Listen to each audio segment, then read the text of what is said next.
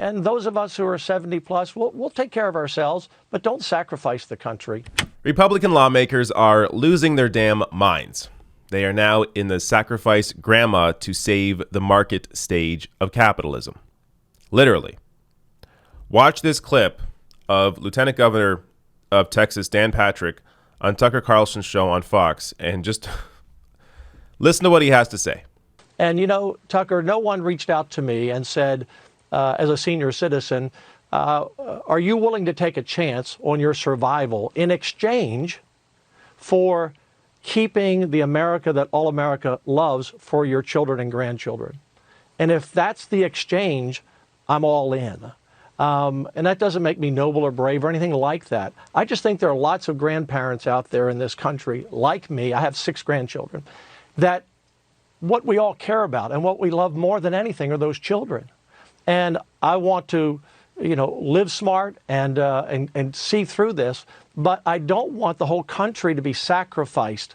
And that's what I see. I've talked to hundreds of people, Tucker, and just in the last week, and making calls all the time. And everyone says pretty much the same thing, that we can't lose our whole country. We're having an economic collapse. I'm also a small businessman. I understand it. And I talk with business people all the time, Tucker. And my heart is lifted tonight by what I heard the president say, because we can do more than, you know, one thing at a time. We can do 2 things. So, you know, my message is that let's get back to work. Let's get back to living. Let's be smart about it. And those of us who are 70 plus, we'll take care of ourselves, but don't sacrifice the country. Don't do that. Don't ruin this great American dream. You're basically saying that this disease could take your life, but that's not the scariest thing to you. There's something that would be worse than dying. Yeah. What do you say to this? I mean, you have to just laugh at how at where the conversation has now gone. We're what? Maybe like 20 days, 10 days into this, like where we are all really aware of what is going on. And already the conversation has devolved into, well, if you lose grandma, I mean, who cares? Grandma can go as long as we save the market.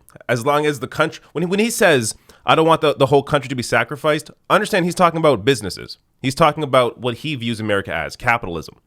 He's not talking about people's lives. He's talking about America, the idea of America. So, because he goes on to talk about, well, I talk with business people all the time. This is why he has this insane worldview. If you got to sacrifice grandma, well, as long as you got Walmart, it's all good. Like, this is completely insane. And it follows, like, understand what's happening here. This conversation happened after this ridiculous press conference from Trump last night. Trump says things will be bad, but is itching to scale back social distancing.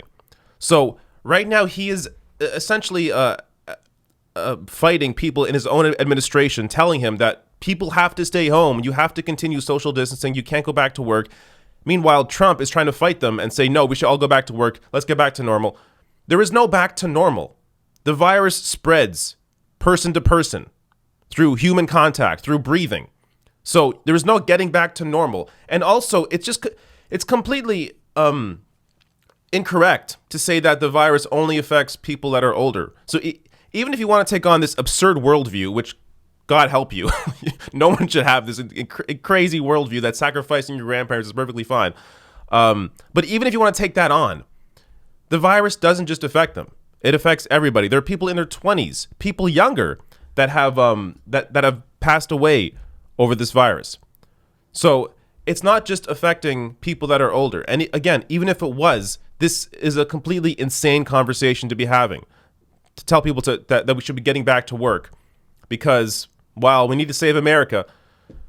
Now, let me show you, also basically, just to boil this down, this is essentially, you have Republicans here prioritizing short-term economic benefit over the health and well-being of Americans. So again, this is what they care about. They care about the market. They don't actually care about human beings. They could care less. For them, it's all about how much richer can I get? How much more money can I make for myself? How much more profit can I make off people? whether it's in, people getting sick and I'm making money off that, or whether it's pushing people back to work in the middle of a pandemic. Completely insane. I want to show you some reaction online. Heidi Matthews boils it down well here.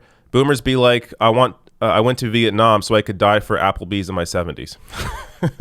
This is essentially what it is. Completely insane. Jay Bowie here. A faction of American elites are openly arguing that we should sacrifice at least 1 million of our citizens to keep the economy going, by which they mean the stock market. Blood for shareholder value. He continues here. Marxists have spent a century arguing that capitalism runs on blood and expropriation, and they just tweeted it out. More here. Brian Tyler Cohen.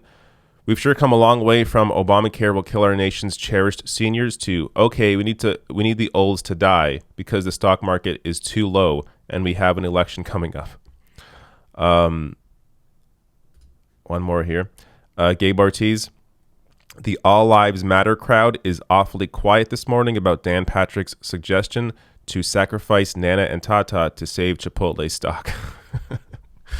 And the other point here is that what is the economy if half the country is infected with the virus? Like, if you actually cared about saving the economy, you have to deal with the health crisis first. That's how you do it. You don't do it by pretending the crisis doesn't exist, put people back to work. It's just, it will create this continuation and explosion of the crisis. So if you put people back to work now and say, oh, this is over, no big deal, what's going to happen? A ton more people will be infected. And again, it'll snowball where more and more people get impacted. And then again, you have to put all these things back in place, these restrictions back in place. Okay, now you stay home. Okay, and then they go back again too early.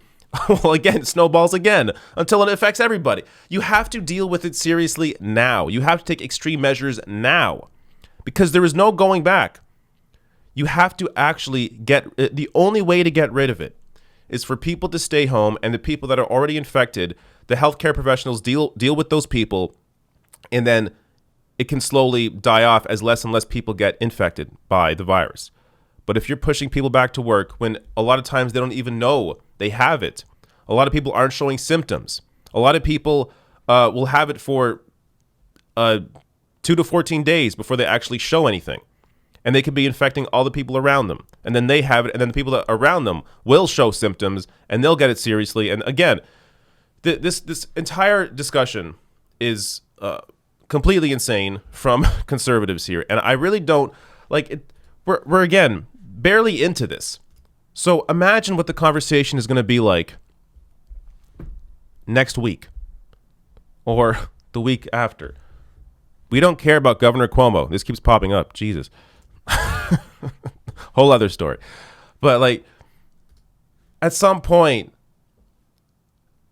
you have to you're either on the side of the sane or you're on the side of the insane. And considering a lot of older voters vote Republican, do they care about what Dan Patrick said here? Are they bothered by this? Are they going to continue voting for these corrupt, disgusting individuals? So let's hope people are a little smarter, can see through this BS. And again, Jesus, let's hope Donald Trump does not push the country to go back to work, because that's just going to make everything a lot worse.